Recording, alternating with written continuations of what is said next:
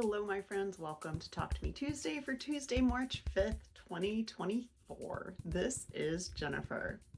I almost said 2023.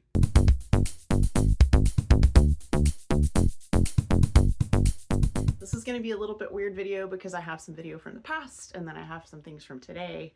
I finished quilting everyone else's quilts for charity, and I'm going to let past me tell you all about that.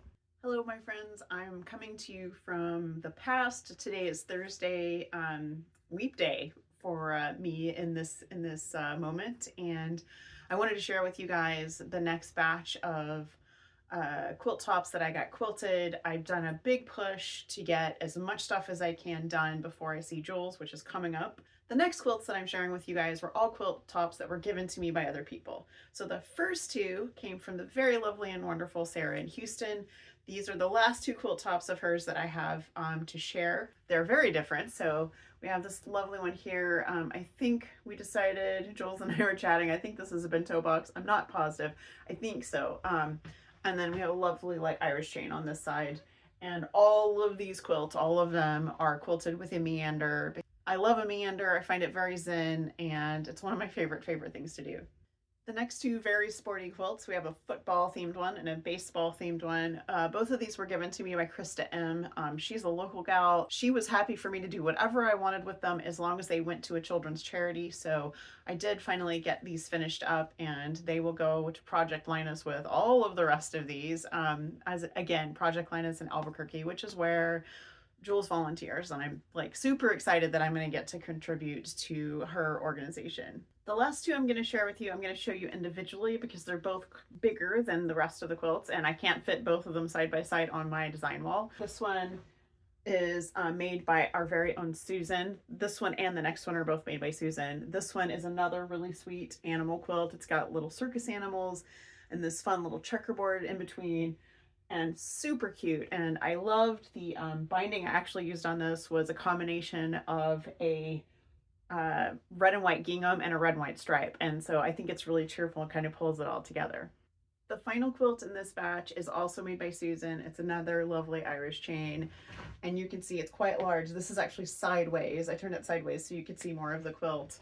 And once again, large meander. This one I did sort of a rose color. I don't think I mentioned when I did most of the rest of them in. I think all of them except for the bento box that Sarah made. The rest were all quilted in white. This one is in a rose color to kind of go with the fabric that's in the background of the lighter color fabric. The amazing thing to share with you guys with these 6 quilts is that I have quilted every quilt top that has been given to me that has been waiting to be quilted. And I'm very grateful for everyone who shared quilts that for me to quilt to go to charity. I will not be accepting any more donations. I'm not currently volunteering locally, and so what I would like to do is spend the rest of the year focusing on some of my own stuff. I do have a few more BFF retreat quilt tops that I made, I think 5 or 6. Very few are left, and I will finish those over the course of the year and donate them possibly to Project Linus Albuquerque, maybe somewhere else. I don't know. I'm not really gonna worry about that too much because I feel like I've done enough for a year. And I have a lot of my own projects that are just waiting for me to have finished this. I know at the beginning of the year, I said I was planning to quilt a charity quilt one of my own quilts. Well, that went completely out the window when I decided to stockpile so that I could give all of these to Jules for her organization all at one time. So hopefully I'm sending you back to present me. This, like I said, it's leap day for me, so I'm just recording this so that you get to see all these before I wash them. So I will be getting those to Project Linus Albuquerque very soon, and I will give you an update after that happens. The only other thing I've really been doing is some prep for my visit with Jules. We're gonna have a visit together very soon, and I've been doing some travel things. I went through all of my bathroom stuff for when I travel, and I had forgotten that a couple of my bottles had cracked the last time I flew somewhere, so I cleaned those out and got them recycled, and I picked up some new bottles at my grocery store just in like the little travel section, and I color coordinated and labeled them with my Cricut because when I take my glasses off and I'm in the shower, it's very hard for me to see. So these are for the shower, and I have another one that's downstairs that says fiber because I'm 50 and that's just part of life now. Totally unrelated Cricut project that I did probably a month ago, but did not remember to share with you guys. I think I might have stuck it in at the end of a video, but I never mentioned it, was this little magnet that's for my dishwasher. This was a double-sided magnet that just said clean and dirty that I bought years and years ago. The magnet had started to peel and delaminate. It was getting really gross. So I peeled all of that off, and then I used Goo Gone on it to get it as clean as possible. I washed the heck out of it to get the Goo Gone off. And then I just made this little design. And yeah, I shared this in my Cricut design space if you guys want to see it there. And super easy. I've been using it for about a month, works perfectly. Another little project I did over the weekend was I pulled out some more of my Bubble Up fabric, which is the fabric I used for all of my sewing machine covers. It originally was fabric I used on my pressing station, and I covered my little to-go pressing station, and super simple. I left the original cover on, which you can see.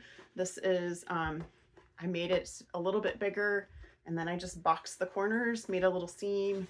And this is mask elastic left over from mask making in 2020. So I still have miles of that, and I use it whenever I can because it's, you know, I don't want it to go to waste. And one of the things I have used this for is the background for my upcoming Raggedy Rescue. I have a new Raggedy Rescue tutorial coming out on Friday, and that is going to be mending the doll that I've been working on in the first two videos. It's gonna, there's some embroidery. I put on a new little heart, did some stitching here and there as needed, added some more stuffing. So I can't wait for you guys to see that. Again, that's on Friday. And with that, I realized that I've been recommending all kinds of products that I like.